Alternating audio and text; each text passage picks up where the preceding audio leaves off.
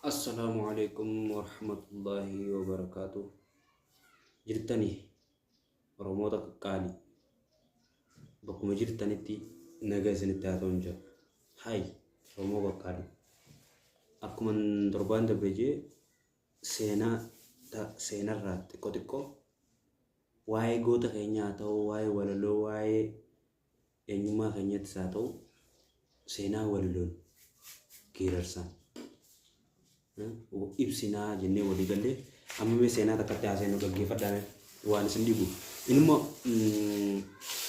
ilma Oromoo birmadummaa Itoophiyaaf jechoomina falmaa ture keessaa koloneel Abdiisaa Agaa nama beekamaadha. Isa wajjin ilaalla jechuudha. Yeroo Xaaliyaan Itoophiyaa weeraruu dhufte ogummaa loltummaa qabu lolchiiseeraan lola gaggeessuun tureenis addaa waraana irratti rukutanii qabuun gara biyya Xaaliyaanii geeffamee hidhamee mana hidhaa galees ture. Inni kun jechuudha. Callisee hin teenye mo'amuun anaaf du'a jechuun mana hidhaa keessa haala itti badu mala dhaachuudhaan ka'em. Mala dhaateenis uffata qorraa isaaf laatame tarsaasee walitti fo'uun gamoo darbii keessaa hidhamee ture keessaa itti rarra'ee karaa foddan bahem. Kana booda halkan gara mana hidhaa seenatti deebi'uun wardiyoota mana hidharratti dhukkaasa banuun hidhamtoota achi keessa turan kan biroo gadhiisem. Namoota mana hidhaa sana keessa bahan gara mana wanni sana achitti gadhiisuudhaan mana hidhaa sana keessaa ba'ee gara bilisa baasa hundeeffachuun Abdiisaa Agaa keessa isaanii gochuu filatan. Gootummaan Abdiisaa Agaatiin kan dhiphatan Xaaliyaanonni wantoota adda addaa waadaa galuufin akka Abdiisaan gara waraana isaaniitti makamu yoo sossobatan illee Xaaliyaanonni waliin hojjechuu akka hin feene jala muree itti hime. Waraanni Abdiisaa durfamu kunis Xaaliyaanota hafuura kutuun itti fufee gareen kunis waraana addunyaa lammaffaratti faashinoota Xaaliyaanii injifatanii magaalaa Room qabatanii.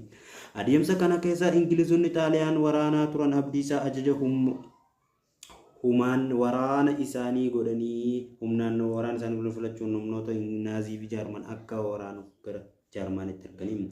Abdiisaan Naazii Jaarman magaalota adda addaa keessatti loluun moo'ee sababa Ingiliza Itoophiyaa magaalaa Baarliinitti fannisuun gootummaa isaa addunyaa agarsiise. Gootni kunis injifannoo galmeessuu turee booda gara biyya isaatti deebi'ee haa ta'u malee sababa irraa kan ka'e gulantaa isaa guddisanii simachuun ramaddii dhufuun osoo irraa eegamu akka leenjii waraanaa fudhatuuf gara akkaadaamii waraana hoolotatti ergan.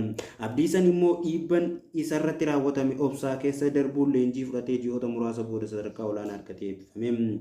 Sana booda waraana Itoophiyaa Somaaliyaa jidduu ture irratti akka loluuf gara Ogaadenitti ergamee waraana kana irratti gootummaaf